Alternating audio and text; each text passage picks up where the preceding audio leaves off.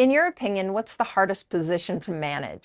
So no question, outside sales is the hardest position of any, and there's a few reasons for that, of course. One of them is to have a really good salesperson, or to know if you have a really good salesperson, I should say. It just takes months. Yeah. It takes 30 to 90 days to fill their funnel. It takes another 90 days or so to see how they perform once the funnel's filled.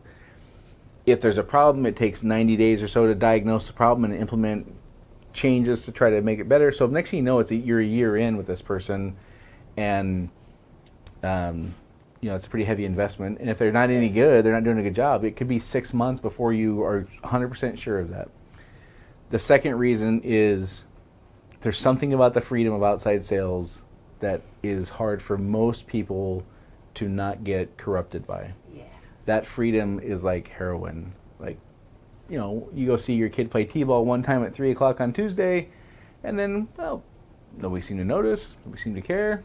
Pretty soon, being home at 3 o'clock on Tuesdays just becomes the way we do business. Yes. And once that happens, then, 2 o'clock on Fridays isn't unreasonable, and then pretty soon that's happening on a regular basis. So that becomes, just managing that behavior becomes a challenge. Having objective metrics, goals, expectations, performance indicators for that kind of outside sales role is sometimes challenging. You're going to have good months and bad months as a salesperson. So, like, what's reasonable and what's fair? What are good expectations? And that is really amplified when business owners who are good at their craft or trade and know their business but have never done an outside sales job hire an outside salesperson. Their expectations are sometimes wildly out of place. So until you've done the job of outside sales, it's hard for you to contextualize what reasonable performance is at each stage as you're building up your customer base, your leads, your opportunities, the cold calls you turn into warm calls. Like, as you build that, if you've never done the job, there's generally an expectation that they just get it, and sales just start pouring in. Well, that's not necessarily how it works. So if you've not ever done the job, not only do you have these other things working against you, just the behavioral things that happen with people who have this kind of freedom, but now you don't know what an expectation should be. And generally, business owners will err on expectations being much higher than they should be. Then they're disappointed because they expect, well, you've been in the job 60 days, you're not even paying for your own salary yet. Well, that may not be the case for a while. And you would know that as a business owner if you went out and you hired an operations person to run the operation and you went out and did sales. You would learn what the reasonable expectations would be, and then you could hire a salesperson, and then you could do neither operations or sales. You kind of build this company so you could float between the two and run the business.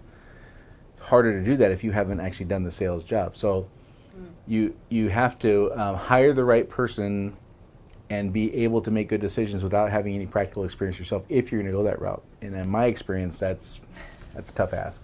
So you're recommending that you actually walk in the shoes of each of the roles before you hire someone, so you know. Yeah, I mean, I wouldn't. Yes, having zero experience is not generally going to be a good idea, I don't think. Yeah. Does that mean you have to go out and be the salesperson for 3 years? No, it doesn't necessarily mean that. You do have to do it until you have an appreciation for what all the job entails, and you have an objective way to measure what success should look like. Mm-hmm. If it's just, well, I think it should be this, then you know you're on the wrong track. If you're saying, based on my experience doing this, then you probably get a much better handle on it. You probably get more respect from your employees, too.